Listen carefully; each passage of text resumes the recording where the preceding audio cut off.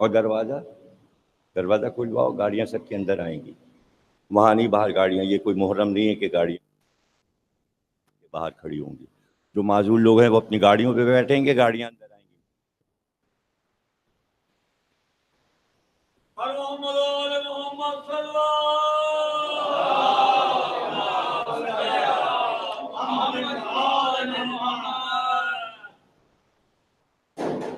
بسم اللہ الرحمن الرحیم.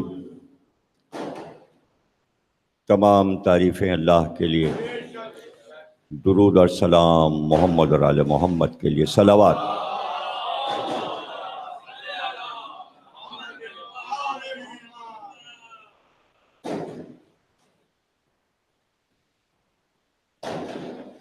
یہ کیا ہو رہا ہے بھائی؟ مجلس شروع ہوتی بارات، یہاں بارات کہاں سے آ گئی؟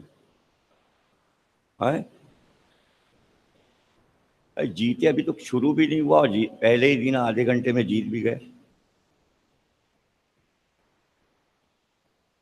ختم ہوا؟ بڑبڑ ختم ہوا یا میں میدان میں آؤں؟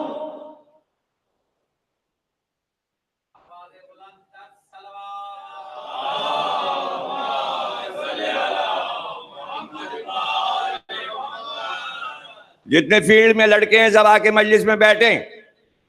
مجلس کے بعد میں شروع ہوگا، سب لڑکے مجلس میں آ جائیں. جتنے فیلڈ میں کھڑے ہیں تماشائی سب مجلس میں آئیں. فیلڈ خالی کرو، دروازہ کھولو، تالا کھولو، گاڑیاں اندر آئیں گی. صلوات پڑھ.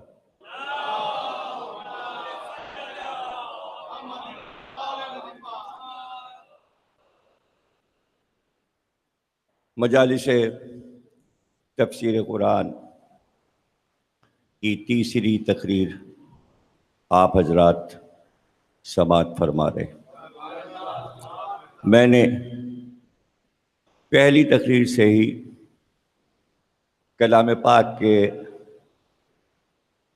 آغاز کا ذکر کیا، اور ہمیشہ میں بسم اللہ الرحمن الرحیم کتنی اہم آیت ہے یہ، اور اس کے بعد سورہ الحمد. اسی پہ ابھی ہم ذکر کریں گے جب تک میٹر ذہن میں آئے گا جو محفوظ ہے سورہ الحمد کے بارے میں.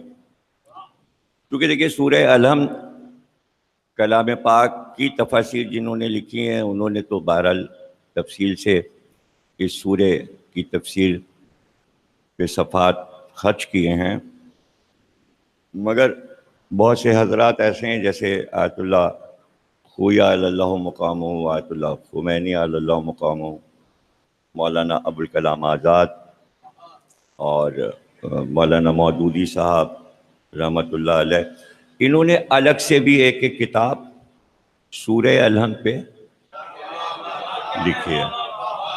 یعنی یہ سورہ اتنا اہم ہے اور لوگوں کو اتنا پسند ہے کہ اس کی تفسیر 1400 سال سے صاحبان علم جو ہیں وہ اس سورے کو اتنا پسند کرتے ہیں کہ بار بار اس کی تفسیر تحریر کرتے ہیں.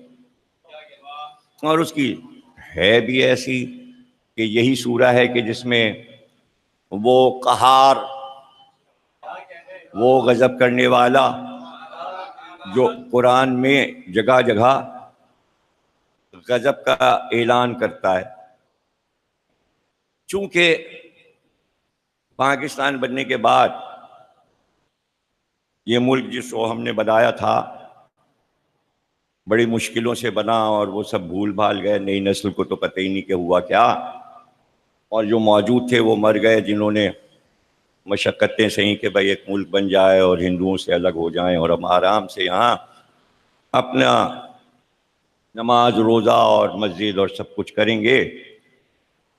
تو بجائے اس کے کہ نماز ہوتی بجائے اس کے کہ قرآن کی تفسیر بچوں کو بتائی جاتی، لڑائی اس پہ ہونے لگی کہ نماز کیسے پڑھی جائے گی، لڑائی اس پہ ہونے لگی کہ تراویح کیسے پڑھی جائے گی، اور تراویح پہ جھگڑا ہونے لگا، انہوں نے وہ مسجد پہ حملہ کر دیا، انہوں نے ان کی مسجد پہ حملہ کر دیا۔ یہ دیکھ کر ظاہر ہے پاکستانی عوام شیعوں نے کہا جب وہ لڑ رہے ہیں تو پھر ہم بھی اپنے گروپ بنا کے لڑیں۔ تو اب گروپ کی شکل میں ظاہر ہے کہ مجلسوں پر اور ذکر حسین پر بھی وہ چاہتے ہیں کہ آفتوں کو لاد دیں۔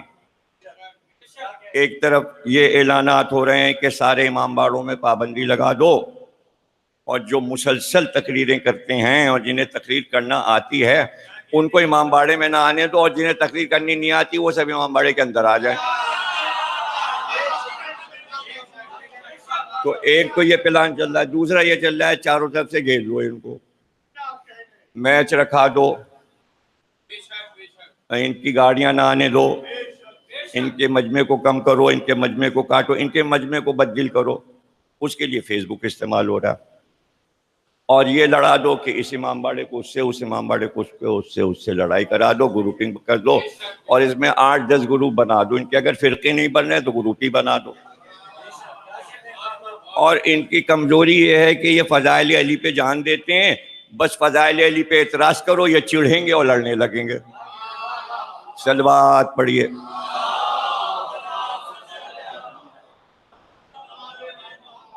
ایک تو دیکھیں رمضان آتا ہے تو پیاس بڑھ جاتی ہے، ایک عجیب بات۔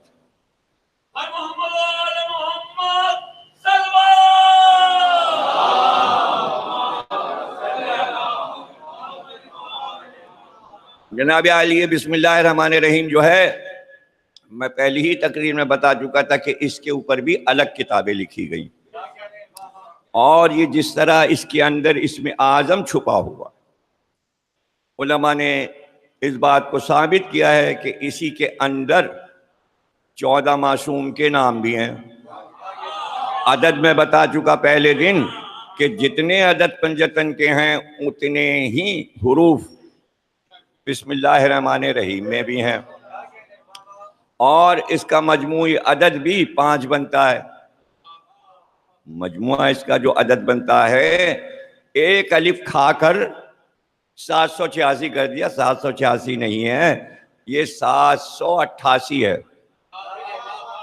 تو ظاہر ہے کہ 2 الف کھا گئے، رحمان کا الف نہیں لکھا، انہوں نے کہا وہ چھوٹا الف ہے اس کو نہ گنو۔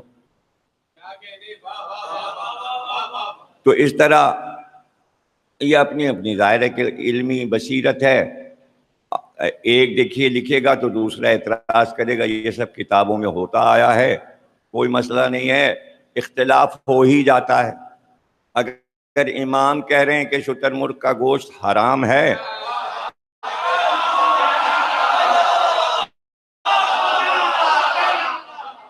اچھا اب مسئلہ کیا ہے؟ مطلب ایک آدمی کو یہ شوق ہو گیا کہ کراچی میں وہ شتر مرغ کا فارم لگا لے، اب کئی سال کے بعد بچے اتنے انڈے نکلے کہ فارم بھر گیا۔ ابھی تو نے پالا کیوں تھا شتر مرغ؟ شتر مرغ کا کام کیا ہے بھائی؟ وہ کوئی سڑکوں پہ بھی نہیں ٹہل سکتا، ٹریفک اتنا ہوتا ہے، یا تو زو میں رکھا جاتا ہے، وہ اڑ بھی نہیں سکتا کہ گھروں میں پالیں۔ چھوٹے چھوٹے گھر ہیں 120 میں، بتائیے شتر مرغ رہے گا تو ہم کہاں رہیں گے؟ وہ تو قبضہ کر لے گا، پورے گھر پہ شتر مرغ رہے گا، ایک طرف اس کی بیوی رہے گی، وہ رہے گا، پھر بچے ہوں گے، ایک جگہ انڈا دے گا، 4 کمرے 3 کمرے ہوتے ہیں 120 میں، ایک میں وہ ہو گیا، ایک میں اس کی بیوی ہو گئی، ایک میں اس نے انڈے دیے، اور پھر بچے نکلے تو سارے کمرے میں اس کے بچے گھوم رہے ہیں، ہم رہیں گے کہاں؟ اگر فارم سے ایک شتر مرغ لے آئیں تو اس نے کہا بھائی پل بل تو سکتے نہیں، رمضان میں سب کو کھلاؤ۔ لوگ شتر مرغ کا نام سن کے خوب مجمع کریں گے۔ تو ہمارے ظفر صاحب بڑے اچھے دوست ہیں JDC کے، بہت ہی ماشاءاللہ، اور ان کا چھوٹا بھائی تو بہت ہی اچھا اور بہت قریب ہے ہم سے، اس لیے کہ اس نے گولڈ میڈل یونیورسٹی سے لیا اور کتاب لکھی، اور دوسری کتاب لکھ رہا ہے، اور ایک کتاب انچولی سادات کالونی کی عزاداری پہ بھی وہ لکھ رہا ہے۔ تو وہ میرے رابطے میں ہے۔ ظفر کا چھوٹا بھائی اون جو ہے وہ ماشاءاللہ بہت پڑھا لکھا ہے، بڑا عقل مند لڑکا ہے، عقل مند ظفر بھی ہیں، لیکن اب یہ کہ کھانے پینے کے معاملے میں ظاہر ہے کہ شتر مرغ کا مسئلہ جو ہے امام محمد باقر اسلام نے پوری فہرست اس کتاب کا ترجمہ لمن یحذر الفقی اردو میں بھی ہو گیا. اردو ہی والوں نے اردو سے نکال کے، اگر عربی میں ہوتی تو پتہ بھی نہ چلتا کہ خرگوش کے ساتھ اور شاہی کے ساتھ اور کوے کے ساتھ اور چیل اور گدھ کے ساتھ شتر مرغ بھی حرام ہے اور مور بھی حرام ہے. جو حلال جانور ہے وہ حلال ہیں، جو حرام ہے مولا علی نے ان کی پہچان بھی بتا دی ہے. کھانے میں جو پرندے اپنے پنجوں کو استعمال کریں، پنجے سے نوچ کے کھائیں، وہ سب حرام ہے. اور جو چگتے ہیں، کبوتر ہو گیا، چڑیا ہو گئی، جو اپنے پنجے کو رزق میں پنجہ نہیں لگاتے، وہ حلال ہیں. گویا اللہ نے ان کی قربانیوں کو قبول کیا اس لیے کہ انہوں نے ولایت علی قبول کیا. اور جو جانور پنجے سے کھاتے ہیں پرندے، انہوں نے ولایت علی مانی ہی نہیں، اس لیے ان کو ہمارے پیٹ میں جانا ہی نہیں چاہیے، ورنہ ولایت علی پہ گڑبڑ ہو جائے گا. یہ ہے مسئلہ. تو جناب علی معصوم نے جسے حلال کیا وہ حلال رہے گا، اور معصوم نے جسے حرام کیا وہ حرام رہے گا. رسول اللہ نے یہ سب کچھ غدیر کے خطبے میں بتا دیا تھا کہ آج سے قیامت تک جو کچھ میں نے سنا دیا ہے، جس کو میں نے حرام کیا ہے وہ حرام رہے گا، اور جسے میں نے حلال کیا ہے وہ حلال رہے گا. اور بعد میں کسی نے یہ کہا، جس نے کہا تھا کہ قرآن کافی ہے، اس نے کہا میں رسول کے حرام کو حلال اور حلال کو حرام کروں گا، میں کروں گا. علانیہ اس نے کہا اور کر دیا. اس کی وجہ سے ہوا یہ کہ جو پاکستان کی بات شروع کی، پاکستان بنا کہ ہم یہ سب کچھ کریں گے، تو جناب علی ہوتے ہوتے آخر میں انہی کا قبضہ ہو گیا قرآن کافی کا. اور بنانے والے چپ بیٹھ گئے، انہوں نے کہا بھیا ہم نے بنا دیا، تم لے لو چلاؤ. اب چونکہ انہوں نے چلانا، تو اب صورتحال 70 میں یہ ہو گئی کہ بھائی یہ شیعوں نے مجلسیں بہت بڑھا لی ہیں، بے انتہا مجلسیں کرتے ہیں، جب دیکھو تب 14 معصومین بھوک ہے، سویم ہو رہا ہے، 40واں ہو رہا ہے. یہ سب کیوں ہوتا ہے؟ یہ اخبار میں بھی آ چکا، یہ نیٹ پر بھی پڑا ہوا ہے. جلوس بہت بڑھا لیے ہیں، جس روٹ پہ دیکھو راستہ بند کروا دیتے ہیں. جلوس کم کیے جائیں، مجالس کم کی جائیں. تو اب ظاہر ہے قانونی طور پہ اگر روکیں گے تو فسادی صورت ہوگی، تو اس کو آہستہ آہستہ محبت کے ساتھ کہ بھائی یہ ہے کہ جس محلے میں زیادہ عزاداری ہوتی ہے پھر وہاں کرکٹ میچ لے آؤ، اور ایسے ٹرس لے آؤ کہ جو ولایت علی کے خلاف ہوں، اور وہ کہیں یہاں یہ سب اذان میں علی ولی اللہ نہیں ہوگا اور تشہد میں علی ولی اللہ نہیں ہوگا، اور یہ سب بحثیں اٹھا دیں تاکہ مومنین کے حصوں میں بٹ جائیں اور سب خوف زدہ ہو جائیں، اپنے گھر بیٹھ جائیں.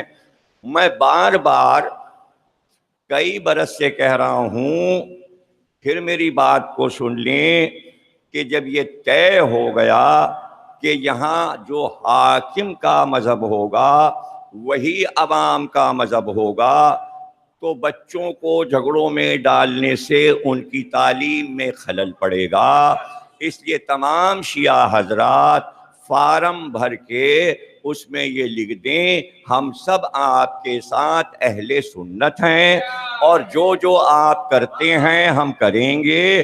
ہم سے غلطی ہو گئی کہ ہم شیعہ ہو گئے، ہم پاکستان میں سب ایک ہیں، اور کورٹ میں کاغذ داخل کرا دیجئے تاکہ یہ جو سب کچھ ہو رہا ہے، یہ روتے ہیں، یہ پیٹتے ہیں، کالے کپڑے، ارے چھوڑیے، ان کے کالے کپڑے بکنے ہی نہ دیجئے، سفید پہن لیجئے، اپنے آپ کو چھپا لیجئے، تقیہ کر لیجئے. یہ ہو چکا ہے ایران میں، عراق میں، ہندوستان میں تقیہ ہوا، تمام سادات بھی اہل سنت ہو گئے.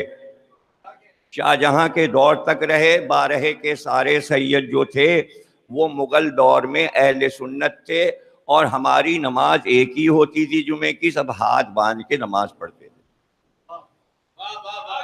اور فقہ بھی ایک تھی. اس کے بعد جب اودھ کی حکومت بنی تو آصف الدولہ اور شجاع الدولہ نے فقہ شیعہ کو الگ کیا اور نماز جمعے کی الگ کی، انہوں نے کہا ہاتھ کھول کے پڑھو.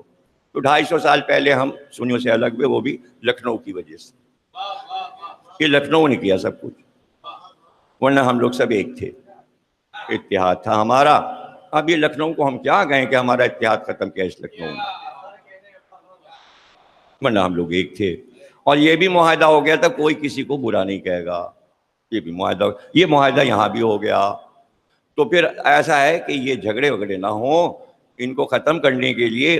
لیکن میں اپنے مجمع پہ نہیں مجبور کروں گا کہ پہلے آپ فارم بھریے، پوری قوم بھرے، جب وہ داخل کر دے اس کے بعد ہمارے سامعین آئیں گے اور کہیں گے آپ سب ایک ہو گئے.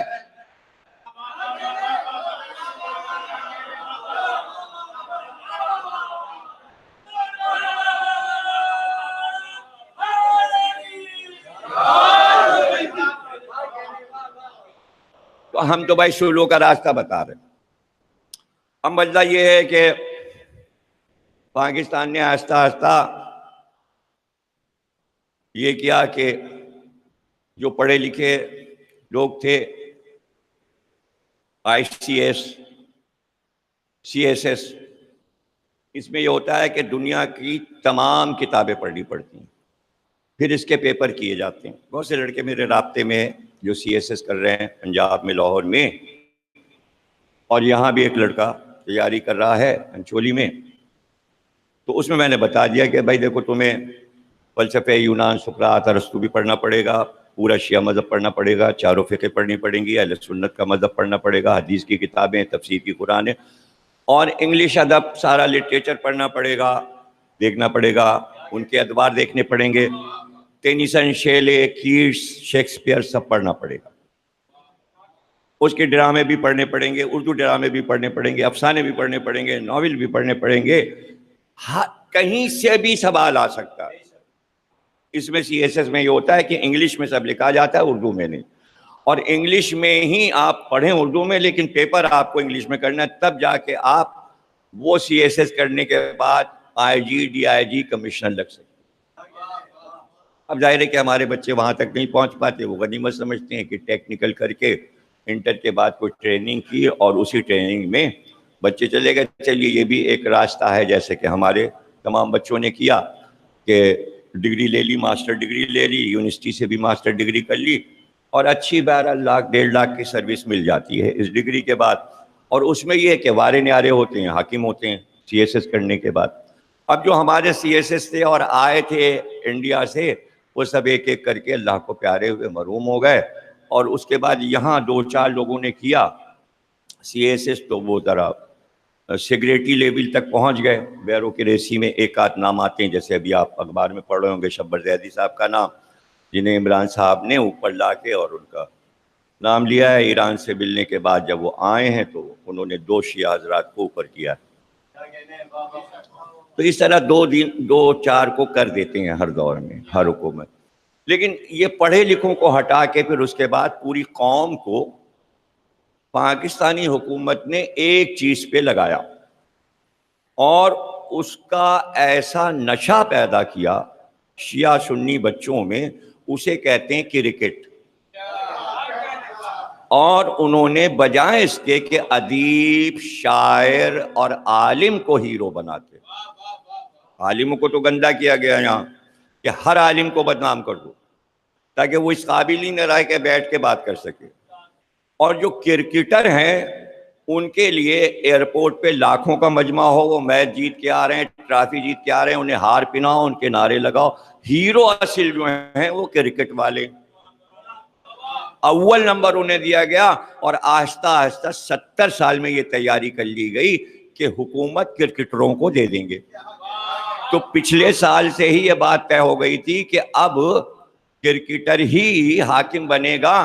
تو تمام محلوں میں یہ آرڈر آ گئے کہ جہاں جہاں میچ نہیں ہوتا کرکٹ کا، سب لوگ اپنا بلہ نکال لیں، سیالکوٹ کا خرید لیں، اور اچھی اچھی گیندیں سیالکوٹ کی لے لیں، اور فیلڈوں کی پچیں بنا دیں. چاہے 2 لاکھ میں بھی اگر پچ بن رہی ہے تو پیسے ہم دیں گے، خرچے دیں گے، اور ہر کھلاڑی کو 70,000 یا 1 لاکھ تک دیں گے. تو سب لوگ کھیلنے آ گئے. اب شامین کو پیسے ملے نہیں ہیں تماشائیوں کو, اگر ان کو بھی بٹوا دیں تو مجمع ہو جائے میچ دیکھنے والوں. تو اب انہوں نے کہا بھائی سال بھر تو میچ نہیں کھیلیں گے, چھٹی کب کھیلیں گے؟ رمضان میں کھیلیں گے. رمضان سے کرکٹ کا کیا واسطہ ہے؟ کیا کوئی ایسی حدیث ابو ہریرہ کی ہے کہ رمضان میں کرکٹ کھیلا جائے گا جو اللہ کا مہینہ ہے, جو عبادت کا مہینہ؟ مجھے وجہ بتا دو.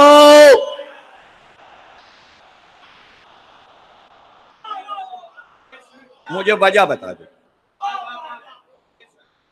اب رپورٹ جائے گی عمران صاحب کے پاس کہ بھائی 70 ملکوں میں کرکٹ ہوا اور سڑکوں پہ ہوا. اچھا, مشرف صاحب کا جب دور تھا تو مشرف صاحب نے کہا ہم پاکستان کو ٹائیگر بنائیں گے. ایک ہفتے کے بعد جنگ اخبار میں خاتون نے خبر لگوائی, ان کا میں جہاں رہتی ہوں وہ شیشے کا دروازہ میری کھڑکی کا ہے اور بچے کرکٹ کھیل رہے تھے سڑک پر, اور وہ بار بار بال جو ہے ہماری کھڑکی میں آ رہی تھی. آخر میں ایک بال آگے لگی اور میری کھڑکی کا شیشہ ٹوٹ گیا. ارے بھائی مشرف صاحب یہ کیا ہو رہا ہے سڑکوں کے اوپر, کیا گھروں کے شیشے توڑ دیں گے؟ یہ بال بار بار آتی ہے. تو سن لیجئے مشرف صاحب, آپ نے کہا ٹائیگر بنائیں گے, آپ پاکستان کو بلی بھی نہیں بنا سکتے, لڑکے آپ کے قابو ہی میں نہیں ہیں. اچھا بیان تھا, کیوں بھائی بیان یاد ہے نا, جنگ اخبار میں اوپر ہی آیا تھا کہ آپ بلی بھی نہیں بنا سکتے, ٹائیگر کیا؟ تو واقعی ٹائیگر کیسے بنے گا؟ اس لیے کہ جب آپ کھیل کود میں لگے رہیں گے تو ٹائیگر کیسے ملک بنے گا, ذرا مجھے سمجھا دیجیے. ارے ٹائیگر جنگل کا بادشاہ ہے, وہ کھیل کود میں وقت ضائع نہیں کرتا. اس کے انصاف کا کیا کہنا, اس کے انصاف کا کیا کہنا؟ شیر سے تشبیہ اسی لیے دی جاتی ہے کہ شیر جانوروں میں سب سے افضل ہے, اور بنی ہاشم نے اپنے بچوں کے نام اتنے شیروں پہ رکھے تاکہ لغت کی وسعت معلوم ہو. اسد بھی شیر کو کہتے ہیں, حمزہ بھی شیر کو کہتے ہیں, حیدر بھی شیر کو کہتے ہیں, صفدر بھی شیر کو کہتے ہیں, زیغم بھی شیر کو کہتے ہیں, زرغام بھی شیر کو کہتے ہیں, لیز بھی شیر کو کہتے ہیں, حس اور حریز بھی شیر کو کہتے ہیں, عابس بھی شیر کو کہتے ہیں, عباس بھی شیر کو کہتے ہیں. اور یہ سارے نام آپ کو اہل بیت کیا ملیں گے. جناب حمزہ بھی بنی ہاشم میں, جناب حریز بھی بنی ہاشم میں, سمجھ رہے ہیں آپ؟ جناب مولا علی حیدر بھی ہیں, صفدر بھی ہیں, زیغم بھی ہیں, زرغام بھی ہیں, اور بیٹا عباس ہے.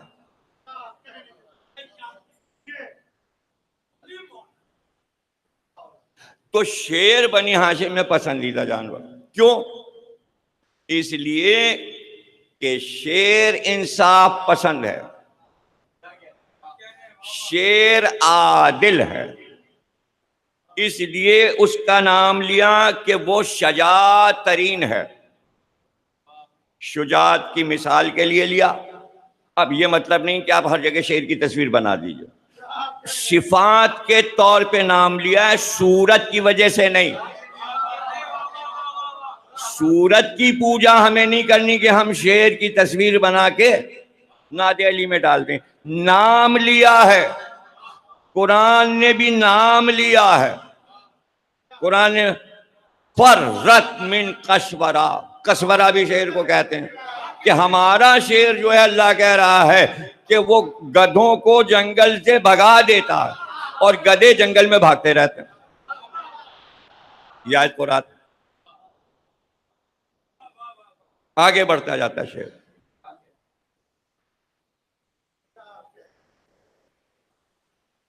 وہ بھی شیر ہے. صفت کو قرآن نے بیان, جتنے نام ہیں پرندوں کے ہیں رکھے جاتے ہیں, پرندوں کے نام. پھولوں کے نام بچوں کے رکھے جاتے ہیں. آپ گلاب کہہ سکتے ہیں، لیکن گلاب اگر کسی کا نام رکھ دیں گے تو گلاب کے پھول کی پوجا نہیں ہونے لگے گی. اس کی صفات تصور میں آ جائیں اس لیے نام رکھا گیا. ستاروں پہ نام رکھا جاتا ہے، نام رکھ دیتے ہیں آپ انجم، نجم. تو اب ستارہ نہیں بنا دیا جائے گا اس کی یاد میں، اس کی چمک، اس کی بلندی، عرش کی، فلک کی. تو آسمانی نام، حدیث قصہ کے نام، معصومین کے نام، قرآن سے نام نکالا جاتا ہے صفت کی وجہ سے. تو اب شعر میں جو صفات ہیں وہ نام میں آ جاتی ہیں، چونکہ حضور کی مسلسل حدیثیں نام کے بارے میں کہ بچے کا نام کیا رکھو. تو شیرنی مر گئی اور 2 بچے رہ گئے. اب شیر پریشان، بچوں کو دودھ کون پلائے گا؟ ابھی گوشت کھاتے نہیں، ابھی تو انہیں دودھ پینا ہے. وہ جنگل میں اپنا شکار پہ تو جاتا تھا، بچے اکیلے گھر میں رہتے تھے. ایک دن جلدی آ گیا گھبراہٹ میں کہ بچوں کا کیا حال ہے دیکھنے، تو دیکھا اس کے گھر سے بکری نکل کے جا رہی ہے. وہیں اس نے ڈانٹا شیر، میرے گھر تک تو کیسے آ گئی؟ ابھی شیر کے گھر سے قریب کوئی جانور گزرتے ہی نہیں، اور بکری تو ڈر کے بارے آتی ہی نہیں کہ شیر کھا جائے گا. اس لیے ادب ہے بادشاہ کے گھر کا، تو وہ سامنے سے تو کوئی نکل نہیں. بکری گھبرا گئی، پریشان ہو گئی. اس نے کہا بادشاہ سلامت، وہ میں پتہ چلا تھا کہ شیرنی کا انتقال ہو گیا، تو مجھے پتہ چلا 2 بچے آپ کے بے ماں کے ہیں، تو میرے بھی 2 چھوٹے چھوٹے بچے ہیں، تو میں آ گئی، روز آ رہی ہوں جب سے مرحومہ گئی ہیں، اس دن سے میں آپ کے بچوں کو دودھ پلا رہی ہوں. تو میں دودھ پلا کے جا رہی تھی. شیر نے کہا ارے خالہ تم نے اتنا احسان کیا، اتنا احسان کیا، اچھا اب روز آنا. اب وہ ظاہر ہے ڈر اور خوف اس کا ختم ہو گیا. شیر جنگل چلا جاتا تھا، وہ آتی تھی روزانہ دودھ پلا دیتی. ہاں وہ دیکھیے اگر ٹیپ چلے گا نا فیس بک پہ تو اعتراض یہ ہے کچھ اہل سنت علماء کو، حدیث پڑھو، واقعہ روایت پڑھو، آیت پڑھو، قصے نہیں پڑھو، نیپال نہیں پڑھو، البانیہ نہیں پڑھو. ان کو پتہ ہی نہیں کہ خطابت میں ہر چیز پڑھی جاتی ہے، ہر اخلاق کی چیز سکھائی جائے گی. ان کو پتہ ہی نہیں کہ ایک کتاب نوشیروان عادل نے جانوروں پہ لکھوائی، وہ کتاب فارسی میں تھی، نوشیروان اس کو سنا کرتا تھا. اس میں جنگل کی سیاست، حکومت کرنے کا طریقہ مصنف نے لکھا. پھر وہ کتاب ہندوستان آئی اور یہاں کے بادشاہوں نے پڑھا، اس لیے کہ وہ کتاب پڑھے بغیر حکومت نہیں ہو سکتی تھی. کتاب کا نام ہے انوار سہیلی.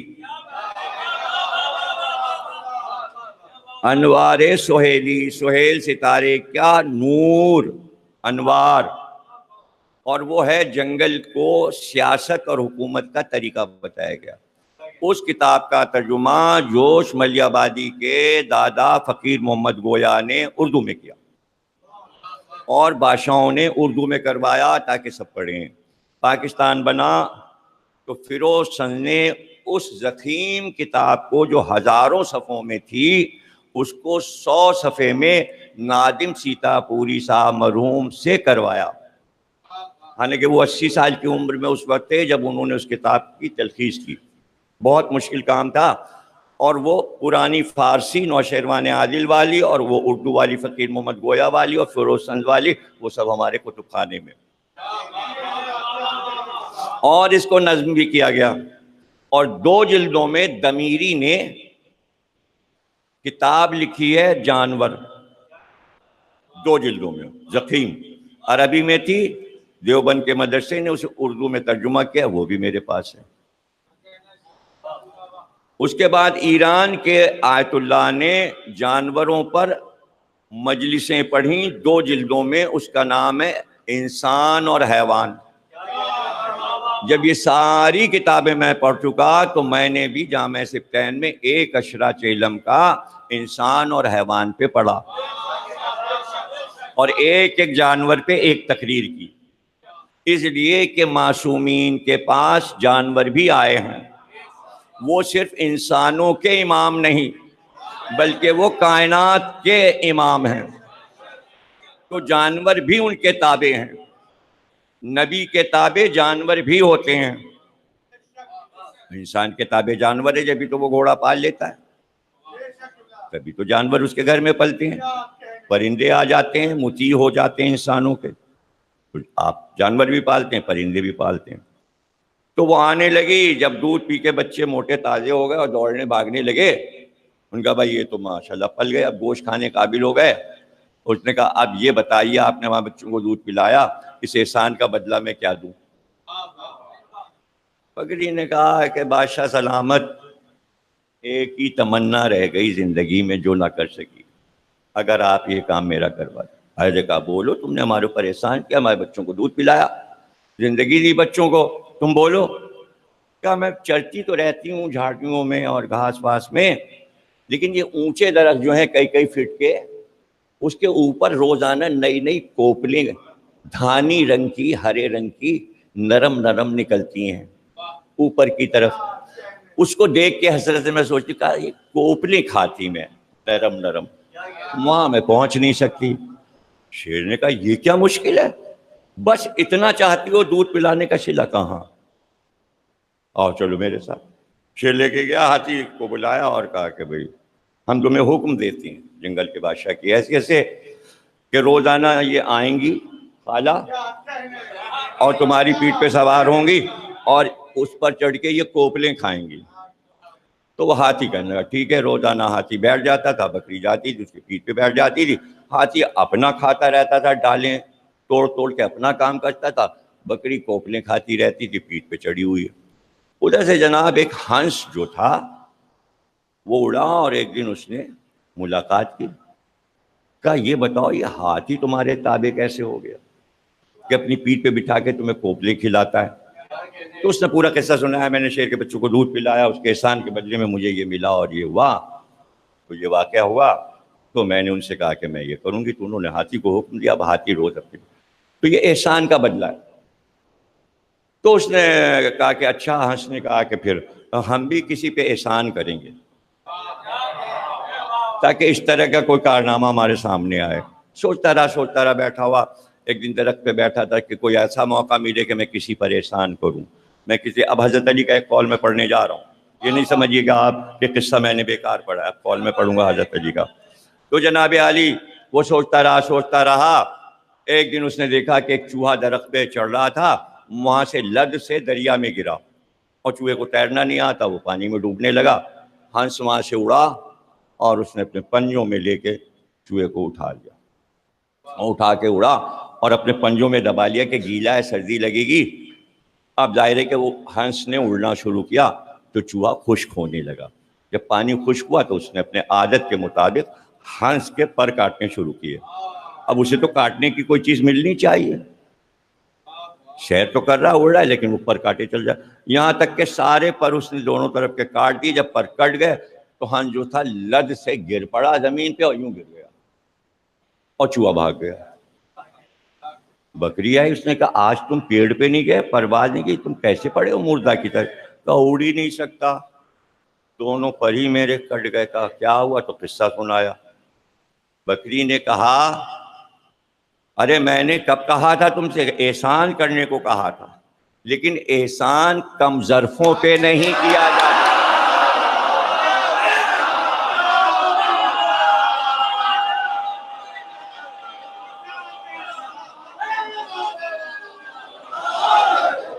احسان اعلیٰ ظرفوں پہ کیا جاتا ہے، یہ ہے جنگل کا سبق۔ مولا علی فرماتے ہیں نہج البلاغہ میں، جس پر احسان کرو اس کے شر سے ڈرو۔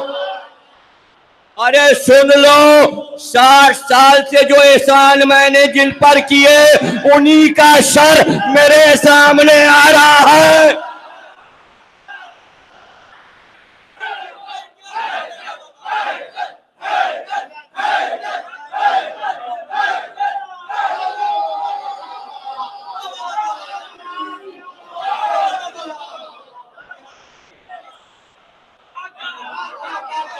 لوگ مجھ سے پوچھتے ہیں بار بار فون پہ، اس قول کی وضاحت تو کیجئے، مولا نے کیا کہا کہ جس پہ احسان کرو اس کے شر سے ڈرو؟ ارے جس پہ احسان کرے گا وہ شر کیوں کرے گا؟ وہ تو آنکھیں جھکائے رہے گا؟ نہیں، اسے احساس کمتری پیدا ہوتا ہے کہ بوقت ضرورت ہمیں ان سے 100 روپے لینے پڑے، دل میں کینہ آتا ہے۔ یہ بتائیے جتنے لوگ بیٹھے ہیں اس تجربے سے گزر چکے کہ نہیں؟ سب گزر چکے ہیں۔ جن جن کو بتایا سکھایا آپ نے، انہی نے آپ کے ساتھ۔ مولا علی کا قول غلط ہو سکتا ہے، معاذ اللہ معاذ اللہ۔ مولا علی نے فرمایا کہ بسم اللہ الرحمن الرحیم بآواز بلند نماز میں پڑھا جائے۔ جب پتہ چلا رسول اللہ نے کہا کہ بسم اللہ الرحمن الرحیم میں علی کا نام آتا ہے، تو معاویہ نے کہا کہ نماز سے بسم اللہ نکال دو، بغیر بسم اللہ کے سب کچھ پڑھو۔ حدیث موجود ہے، اور پڑھنا تو چپکے سے پڑھنا، اور ہمارے ائمہ نے کہا جب پڑھو بسم اللہ زور سے کہو، بسم اللہ الرحمن الرحیم۔ یہ تو سب سامنے کی باتیں ہیں، تجربے کی باتیں ہیں۔ اب یہ باتیں، حدیثیں، یہ سب آپ کو ترک کرنا پڑیں گی جب اتحاد ہو جائے گا۔ تو اب جلدی جلدی سب سن لیجئے تاکہ کچھ محفوظ ذہن میں رہ جائے۔ جب سب اہل سنت ہو جائیں گے تو کچھ چیزیں ہماری یاد رہ جائیں، اس لیے کہ آپ کے ساتھ ہم خود بھی ہوں گے، ہم بھی فارم بھریں اتحاد کے لیے۔ اس لیے کہ کوشش یہ ہے کہ امام باڑے بند کر دیے جائیں اور عزاداری بند کر دی جائے، جلوس بند کر دیے جائیں۔ اس کے لیے انہوں نے انتظام یہ کیا کہ نواز شریف صاحب نے کہا ٹرین چلے گی نیو کراچی سے لے کے اور جانے کہاں تک، ٹاور تک۔ ایسی بنا دیا انہوں نے ٹرین کے لیے پل کہ اب جلوس جو ہے وہ 2 حصوں میں بٹ گیا، یا ادھر چلے یا ادھر چلے، اور پتلی سی گلی سے نکلے، اور جگہ جگہ کھود دی سڑکیں۔ تو اب روٹ آ گیا ہے نقشے میں، فیس بک پہ آ گیا ہے کہ آپ کا نشتر پار کا 21 کے جلوس جو ہے اس کا روٹ بدل گیا، اس لیے کہ نمائش پہ کھدائی ہوئی ہے۔ اب جلوس جو ہے جو بتا رہا ہے کمپیوٹر، اس کے مطابق بتا رہا ہوں، نقشہ آ رہا ہے کہ وہ نشتر پار سے جلوس ہو کے نوائے وقت کا آفس جو ہے وہاں سے نکل کے قائد اعظم کے مزار کے سامنے نکل کے، قائد اعظم کے مزار کے سامنے سے ہو کے جو ساروں کا امام باڑہ کبھی بنا تھا، پیچھے وہ جو جیٹ لائن کی سڑکیں جاتی ہیں جہاں صدر میں جا کے وہ نکلتا ہے، ادھر کہیں وہ جو امپریس مارکیٹ کہلاتی ہے جو خود کا گئی ہے، جو وہ بھی کھود دی گئی، ادھر سے نکل کے پھر ادھر پیچھے سے آئے گا۔ اب امام رضا علیہ السلام کے روضے، وہ امام باڑے کے سامنے نماز نہیں ہوگی، اب کہیں اور اندر جا کے گلی ولی میں ہوگی، کچھ ہوگا، اور وہ روٹ بدل دیا۔ تو اب یہ سب روٹ آپ کے بدل رہے ہیں، آپ کے راستے بدلے جا رہے ہیں۔ اور جب دین کے راستے بدلے جا رہے ہیں تو جلوسوں کے راستے، سارے انتظامات ہو گئے ہیں، اور میں انتظام کرنے والوں کے ساتھ ہوں۔ میں بھی اتحاد کا داعی ہوں اور اتحاد کروں گا۔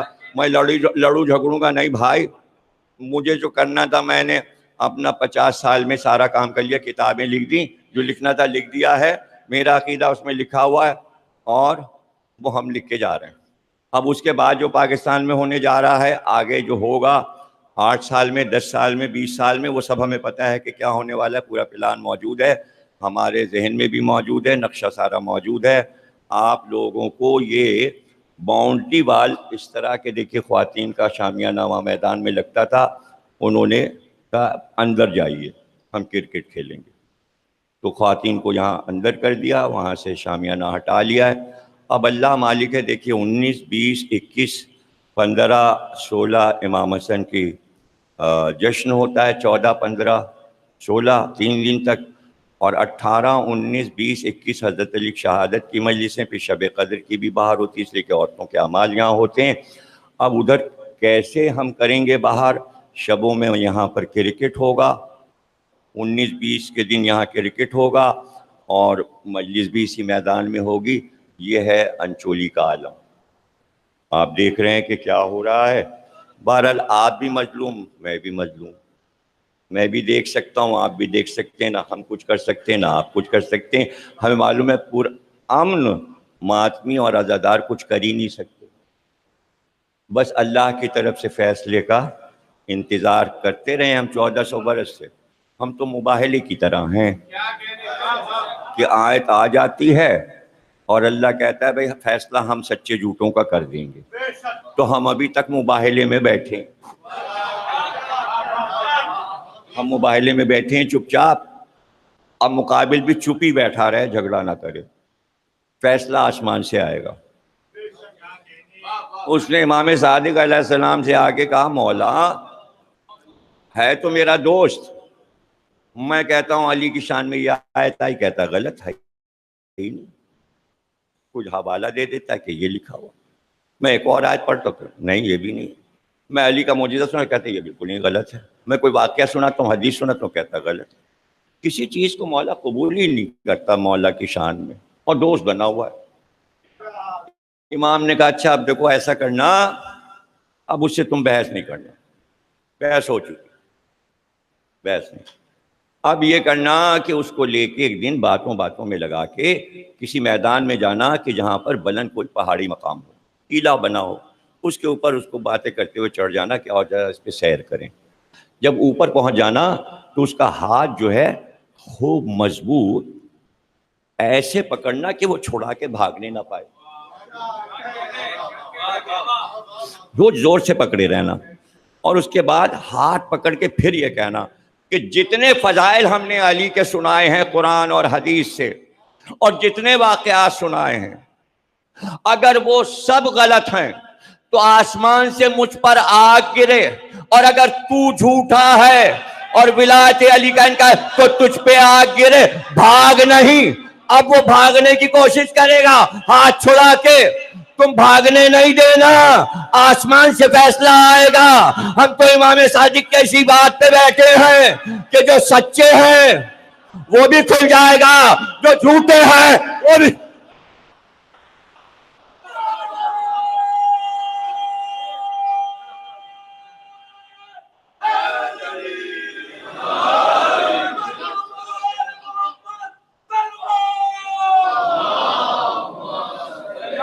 لیکن بس یہ ابھی تک سن لیجئے، اس کے بعد تو پھر سب مکس ہو جائے گا. ہو سکتا ہے کہ آپ حضرات کو تراویحاں پڑھنا پڑے. آرڈرز آ جائیں گے حکومت کے کہ بھئی سب لوگ تراویح میں شریک ہو. میرے خیال میں ہو جائیں گی. کیا ہوگا؟ تم شہریار کیا کہتے ہو؟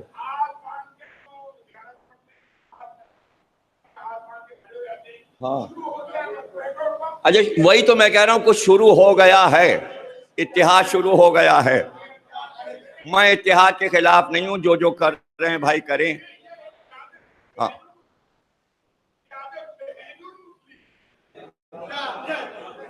بہرحال میں اتحاد کا قائل ہوں، میں اتحاد کا قائل ہوں، میں اتحاد کے خلاف نہیں ہوں.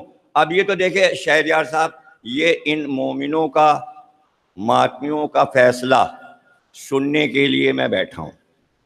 یہ ہمارا مجمع تو ہمیں بتا دے گا، لیکن ابھی جو دیگر مجمع ہے محلوں کا اور امام باڑوں کا، ان کے بھی لیٹر آ جائیں اور وہ سب کچھ. اب تو کوئی ضرورت ہی نہیں کہ گھروں پہ کاغذ ڈاک سے جائے، اب تو فیس بک پہ سب ڈال دو.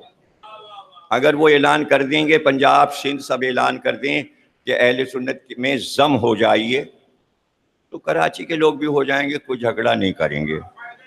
ہاں تو پھر یہ ہے. اچھا یہ دیکھیے، آپ کے پاس سب سے آسان طریقہ یہ کہ اگر آپ نہیں ضم ہونا چاہتے تو امام نے وہ بھی بتا دیا، تقیہ میں چلے جاؤ. تقیہ کا دور آ جائے تو تقیہ، تو بھائی ہم تو تقیہ کی نیت کر لیں گے. پروردگار تقیہ کرتا ہوں قربتاً اللہ، اور گھر میں بیٹھ گیا. اب نہ میں جاوید سے کچھ کہوں گا. اب جل رضا باب رحمت مسجد میں تراویح پڑھ کے آئے، میں نے کہا آ گئے، میں ان کو کچھ نہیں کہوں گا. میں کہوں گا آئیے بیٹھیے جل رضا صاحب، چائے وائے پیجیے، کوئی نعت وات پڑھی تھی آپ نے؟ کہنے لگے ہاں میں نعت بھی پڑھ کے آ رہا ہوں. اور ٹی وی کے پروگرام بھی ملنے لگیں گے جیسے ماشاءاللہ فرحان کو مل رہے ہیں. ہاں سب کو ملنے لگیں گے انشاءاللہ اور سب جانے لگیں گے، جتنے بھی نوے خان ہیں وہ رمضان میں نعتیں وغیرہ پڑھیں گے۔ تو بھائی میں تو اتحاد کی باتیں کر رہا ہوں۔ بسم اللہ الرحمن الرحیم۔ اب اللہ نے بتایا کہ بھائی 114 سورہ قرآن میں ہے، اب اس کا کیا کریں، یہاں کیسے تقیہ کریں؟ میں تو بڑا پریشان ہو جاتا ہوں۔ ارے بھائی 113 رکھ دیتا، ارے 103 رکھ دیتا، 115 رکھ دیتا، نہیں 14 ہر جگہ اس کو پسند ہے۔ 114 سورے۔ پوچھا گیا معصوم سے کہ کیا بسم اللہ الرحمن الرحیم ایک بار اترا اور پھر ہر سورے پر جب قرآن لکھا گیا تو بسم اللہ لکھ دیا گیا؟ معصوم نے کہا نہیں، جتنی بار نیا سورہ آیا اس کے ساتھ ایک بسم اللہ اترا۔ تو چونکہ 114 سورے اترے تو 114 بسم اللہ الرحمن الرحیم ہونے چاہیے، اس لیے کیا ہر سورے کا جزو ہے۔ زیادہ تر لوگوں نے لکھا کہ بسم اللہ الرحمن الرحیم سورے کا جزو نہیں ہے، لیکن ہمارے معصومین نے فرمایا خبردار، بسم اللہ الرحمن الرحیم کو سورے سے الگ نہ کرنا، بسم اللہ الرحمن الرحیم ہر سورے کا جزو ہے۔ جب وہ اوپر لکھا ہوا ہے تو سرنامے میں ہے، وہ سرتاج ہے، سب سے اوپر ہے، وہ سورے سے افضل ہے، وہ ہر سورے سے افضل رہے گا، وہ ہر سورے سے افضل رہے گا، وہ اوپر ہی لکھا جائے گا اور ہر سورے میں۔ اب دوسرا مسئلہ درپیش ہو گیا، سورے تھے 114 اور اب جو قرآن میں دیکھا تو بسم اللہ الرحمن الرحیم تھے 113، اس لیے کہ جب سورہ برات نازل ہوا تو اس پہ بسم اللہ نہیں نازل ہوا۔ یہی دلیل ہے کہ اگر بسم اللہ سورے کے ساتھ نازل ہوا ہے تو جس کے ساتھ نازل ہوا اس کے ساتھ ہے، جس کے ساتھ نازل نہیں ہوا تو نہیں نازل ہوا، تو نہیں لکھا جاتا۔ تو سورہ برات کے ساتھ بسم اللہ نازل نہیں ہوا، اس لیے کہ اللہ نے کہا یہ عتاب والا سورہ ہے، اللہ غصے اور جلال میں ہے، اس لیے شروع میں یہ نہیں کہے گا میں رحمان و رحیم ہوں، اس لیے کہ وہ جلال میں ہے۔ جب وہ جلال میں ہوتا ہے تو بسم اللہ الرحمن الرحیم نہیں کہتا، جب جلال میں ہوتا ہے تو پھر وہ یہ نہیں کہتا میں رحمان و رحیم ہوں، پھر ڈائریکٹ وہ کہتا ہے اذان من اللہ و رسولہ، جاؤ اذان دے دو اللہ اور رسول کی طرف سے کہ خانہ کعبہ میں کوئی مشرک نہیں آ سکتا، کوئی کافر نہیں آ سکتا۔ اعلان ہے کھلے عام، مکے میں جا کر اعلان کر دو، اس لیے بسم اللہ۔ لیکن اللہ تو عادل ہے، جب سورے 114 ہیں، جب سورے 114 ہیں تو بھائی پھر بسم اللہ بھی 114 ہوں گے۔ تو اب جو دیکھا تو سورہ نمل میں پہلے بسم اللہ الرحمن الرحیم لکھا ہوا ہے، اندر پڑھتے پڑھتے پہنچے تو واقعہ یہ ہوا کہ حدود آیا اور اس نے کہا کہ وہاں ملک سبا میں بلقیس کی حکومت ہے اور وہاں آفتاب کی پوجا ہوتی ہے، سورج کی پوجا ہوتی ہے۔ سلیمان نے کہا جلدی سے خط لکھو اس کو اور اسے کہو کہ پوجا اوجا بند کرے اور وہ کلمہ پڑھ کے فوراً ہمارے پاس حاضر ہو جائے اور اس کی پوری رعایا جو ہے وہ کلمہ پڑھ کے مسلمان ہو جائے، ورنہ ہم اس کے ملک کو تہس نہس کر دیں گے اور حملہ کریں گے۔ اور خط لکھو بلقیس کو کہ فوراً وہ آ جائے یہاں پر کلمہ پڑھتی ہوئی۔ کاتب بیٹھا ہوا تھا، سلیمان نے کہا میں بولتا ہوں خط لکھو۔ جیسے ہی خط لکھنا شروع کیا کاتب نے، سلیمان نے کہا لکھو بسم اللہ الرحمن الرحیم، اے ملک سبا کی ملکہ میں تجھ کو تنبیہ کرتا ہوں۔ تو اسی سورے میں 2 بسم اللہ آ گئے، ایک سلیمان کے خط میں آ گیا، ایک اوپر آ گیا، اس طرح 114 بسم اللہ پورے ہو گئے۔ صلوات پڑھیے۔ ابھی ہم بسم اللہ پر ہی تھے اور اچانک بسم اللہ تمام، اور اس کے بعد اللہ نے کہا الحمدللہ رب العالمین، ساری تعریفیں اللہ کے لیے ہیں۔ یاد رکھیے جو یہ سورہ پڑھتا ہے رات و دن، فاتحے میں پڑھ رہا ہو، نظر و نیاز میں یہ سورہ ہو، ہر نماز کی ہر رکعت میں سورہ ہو، مجھے بتاؤ اسی سورے کی قسم کھا کر وہ نصیری کیسے ہو سکتا ہے؟ نصیری ہمارے قرآن کو نہیں مانتا، وہ صرف ایک بات جانتا ہے، کتنے جاہل ہیں لوگ، ارے علم نہیں بڑھ رہا کہ نصیری صرف علی کو خدا کہتا ہے، اس کا تمہارے اسلام سے کوئی واسطہ نہیں ہے۔ اسلام ہمارا ہے، دین ہمارا ہے، قرآن ہمارا ہے، حدیثیں ہماری، وہ تمہاری حدیثیں نہیں پڑھتے، ان کی حدیثیں الگ ہیں، علی کی زبان یہاں تو ان کے یہاں الگ ہے۔ اتنے دن گزر گئے، کب سے کہے جا رہا ہوں، برسوں سے، 20-25 سال سے کہہ رہا ہوں بھیا نصیری پہ ریسرچ کر لو، اب نیٹ ہے، اب منگا لو کتابیں، نصیری پہ کتابیں لندن یونیورسٹی میں ہیں، انگریزی میں بھی ہیں، تاکہ ان کی ڈیٹیل معلوم ہو جائے، تاکہ تمہیں پتہ چل جائے ہم میں اور نصیری میں فرق کیا ہے، کاہے کی چڑ بنائی ہے۔ ارے بھائی ملنگ ایک فرقہ ہے، اس سے لڑنا ہے تو سیون جاؤ، پھر شاہ جاؤ۔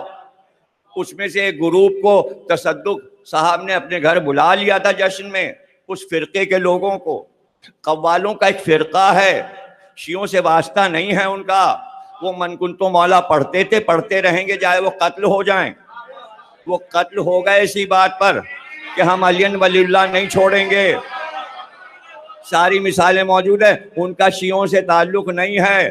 میر انیس نے اپنے مرثیے میں سارے فرقے گنوائے ہیں پہلے ہی مرثیے میں، یارب چمن نظم میں، کہ ہماری مجلس میں کون لوگ بیٹھے ہیں، انہوں نے بتایا کہ ایک فرقہ غالی ہے، وہ بھی بیٹھا ہے، ایک فرقہ صرف پنجتنی ہے، وہ بھی بیٹھا ہے، ایک فرقہ وہ ہے جو علی کو فوقیت دیتا ہے، وہ بھی بیٹھا ہے، اور انہوں نے کہا شیعہ اثنا عشری بھی بیٹھے ہیں۔ بھائی نہ ہم غالی، نہ نصیری، نہ پنجتنی، بلکہ پنجتنی تا 14 معصوم اثنا عشری ہیں ہم۔ ہمارے بچوں کو بتاتے ہیں اللہ ایک، پنجتن 5، امام 12، معصوم 14۔ ہمارا فرقہ کیا ہے؟ اللہ ایک، پنجتن 5، امام 12، معصوم 14۔ اب جب ماں نے بچے کو یہ سکھایا، سب کی ماؤں نے یہ سکھایا کہ نہیں؟ اب منہ سے تو بولیے، آپ کی اماں نے یہ بتایا تھا کہ نہیں؟ شروع میں بتایا تھا، بچپن میں بتایا تھا، یاد ہے کہ نہیں؟ کیا بتایا تھا؟ اللہ ایک، پنجتن 5، امام 12، معصوم 14۔ جب کہا آپ نے اللہ ایک تو یہ تو ہو گیا اللہ، جب آپ نے کہا پنجتن 5 تو اس میں آ گئے علی، جب آپ نے کہا امام 12 تو اس میں آ گئے علی، جب آپ نے کہا 14 معصوم تو اس میں آ گئے علی۔ علی تو 3 جگہ آ ہی رہے ہیں۔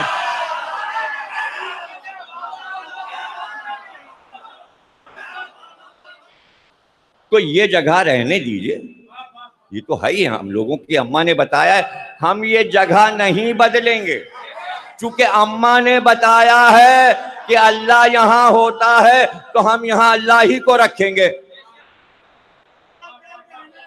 اب اس کے بعد پتہ بھی چل جائے کہ کیا معاملہ ہے، جب بھی جو اماں نے کہا ہے ہوگا وہی۔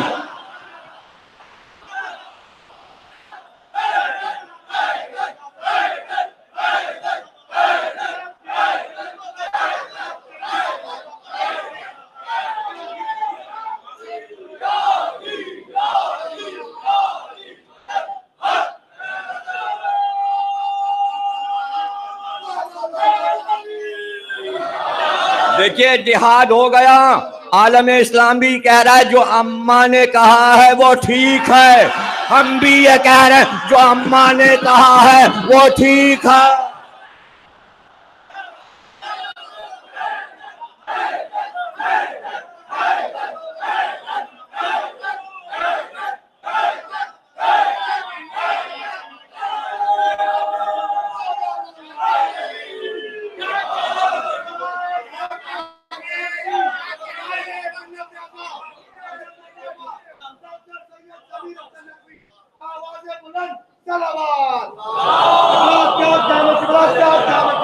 بس سارا مسئلہ اپنے بچوں کو سمجھا دوں، سارا مسئلہ یہ ہے کہ یہ والی خطابت جو میں عرصے سے آپ کے سامنے کر رہا ہوں، یہ خطابت کرنے والا پاکستان و ہندوستان میں اب واحد میں ہوں، نہ لکھنؤ میں کوئی ہے نہ پاکستان میں۔ یہ والی خطاب، سب خطیب مجھ سے بڑے، بہت بڑے، لیکن یہ والی خطابت بس سب کو پریشانی یہ ہے کہ یہ والی کسی طرح ختم کراؤ، اور ان کو نہیں، کسی طرح اس مجمع کو منتشر کر دو، یہ آئے نا۔ سامعین سے بھی دشمنی، ہم سے بھی دشمنی۔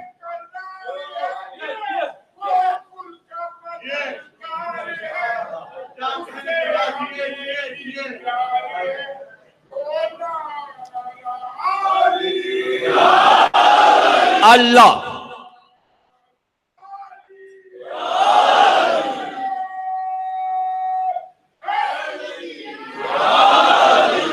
اللہ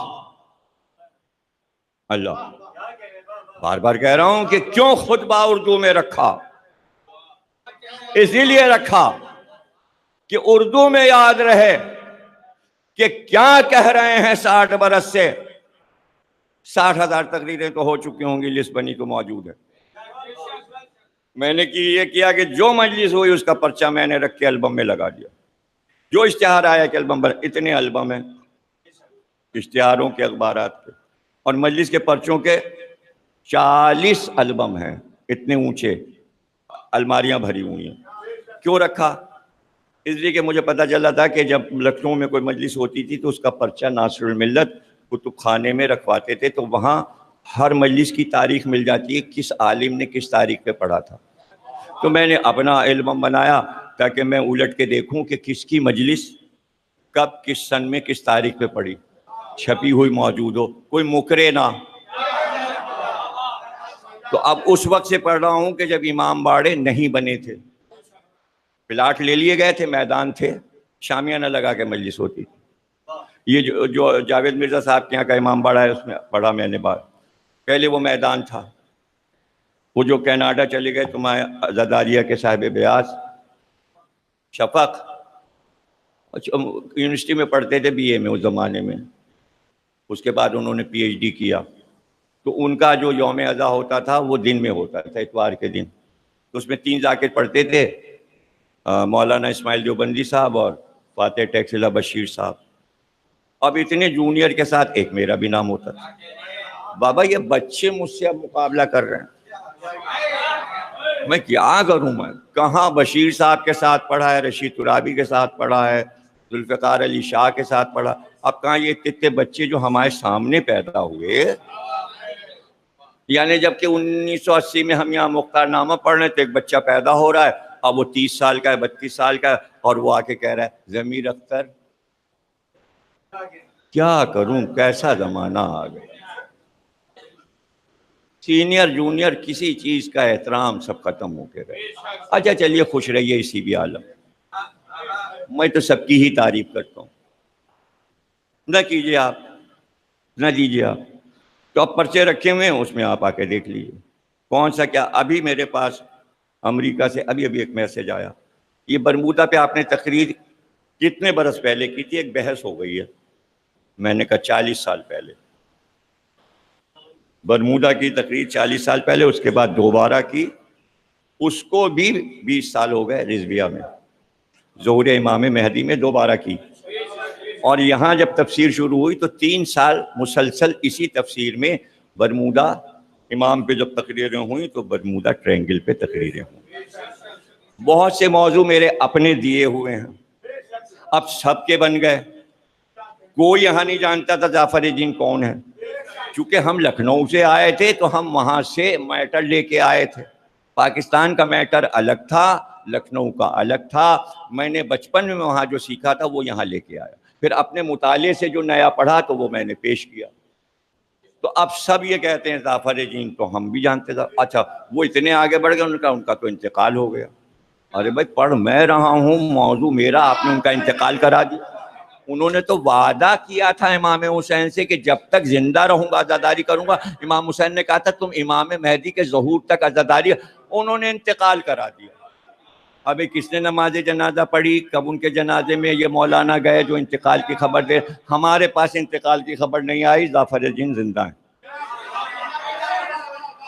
جب تک ہم پڑھیں گے تب تک وہ زندہ ہیں، اور اس کے بعد بھی وہ امام مہدی تک زندہ ہے۔ اسی طرح برمودا، حضرت علی کے فیصلے، یہ سارے موضوعات ہمارے دیے ہوئے ہیں. اب لوگ اکڑ اکڑ کے پڑھ رہے ہیں اور اسی کو پوسٹ بنا بنا کے دوسروں کے ناموں سے ڈال رہے ہیں. ہم دیکھ رہے ہیں، ہم خوش ہو رہے ہیں. اور پھر ہم کہہ چکے ذل رضا شعر پڑھیں، محب فاضلی صاحب شعر پڑھیں، جاوید مرزا صاحب شعر پڑھیں. کوئی اگر اپنی منقبت پہ ان کا شعر ڈال لے گا اور ہوا ہے ایسا اور ہوا ہے ایسا، تو یہ فوراً دعویٰ کریں گے یہ شعر میرا. یہ مقدمہ یہاں چل چکا ہے اور اس شعر پہ چلا ہے. اسلام کے دامن میں اس کے سوا کیا ہے؟ ایک ضرب ید اللہ، ایک سجدہ شبیری. اخبار نے اوپر لکھ دیا کہ یہ شعر اقبال کا ہے، اور جناب لاہور میں وہ شاعر رہتے تھے، انہوں نے دعویٰ کر دیا کہ یہ شعر میرا ہے. مقدمہ چلا، وہ جیت گئے، اس لیے کہ اقبال کے کلیات میں یہ شعر نہیں ہے. اور شعر پھر انہی کے نام سے اخبار میں لکھا جانے لگا. تو شعر کی لڑائی یہ ہوتی ہے کہ کبھی کبھی لوگ غلط، وہ آئے بزم میں اتنا تو میر نے دیکھا، روشنی نہ رہی، پھر اس کے بعد چراغوں میں روشنی نہ رہی. بحث اٹھی کہ یہ شعر میں الف جو ہے وہ گرا ہے. وہ آئے بزم میں اتنا تو امیر نے دیکھا، امیر مینائی کا شعر ہے، الف نکالا گیا، امیر لگایا گیا، حذف کیا گیا. ایک بحث تھی، ان کا یہ شعر امیر مینائی کا، ان کا نہیں میر تقی میر کا، ان کا نہیں فلانے کا فلاں. تو چلیے بحث ہوتی ہے. کاش ہمارے سننے والے یہ بھی بحث کر لیتے، یہ نکتہ ضمیر اختر کا ہے. نہیں ہوگا، شعر کی بات اور ہے، نکتے کی بات اور. لیکن یہ کہ اتنے سال پڑھنے کے بعد بھی بہت کچھ ایسا ہے جو نہیں پڑھ رہا. کیوں بھائی؟ کامران کہاں گئے؟ کامران صاحب کہاں ہیں؟ ہاں کہاں بیٹھے؟ کامران صاحب رات آئے تھے. کئے بجے آئے تھے؟ میرے خیال میں 4:30 بجے صبح آئے تھے اپنے ہوٹل سے ہو کے. بحث نکلی کہ علی کی دشمنی کی پہچان کیا، دشمن کیسا ہوتا ہے. میں نے کہا ممبر پہ نہیں پڑھ سکتے، لڑائی ہو جائے گی. تو پھر القطرہ کتاب آیت اللہ مستنبت کی نکال کے پہلی جلد ان کو دکھائے، ان کے ساتھ اور حضرات بھی تشریف فرما تھے. میں نے دکھائی اور میں نے صفحہ 35 ہے نا، یاد ہے نا، 35 پہ وہ حدیث لکھی ہے کہ تیرا عیب جس میں ہوں گے وہ ولایت علی کو نہیں مانے گا،